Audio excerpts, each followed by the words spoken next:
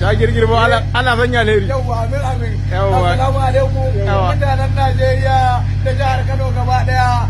Duk masoya na su so Alhaji Muhammadu Dauda Kahutu Rarara. Baya goya marayu. Uban mara uba. Mai uban ba kai ne uban sa Dauda. Ubangiji Allah kara ba san aiki. Daukaka Allah kara ba. Yau ga da a gidan Muhammadu Dauda na tuwar kaza na yaga ta sosai. An balla sera. Na ji na yi hani'a gini na ya dawo an jona mun ruwa duro daya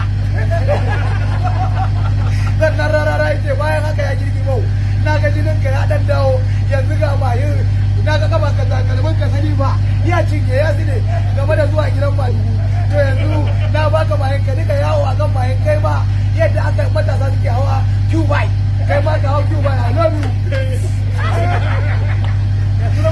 kunan bayan din nan Q-bike matasa suna hawa Q-bike sai dai a rage mun hanya in za a rage mun ba sai na wanke kamata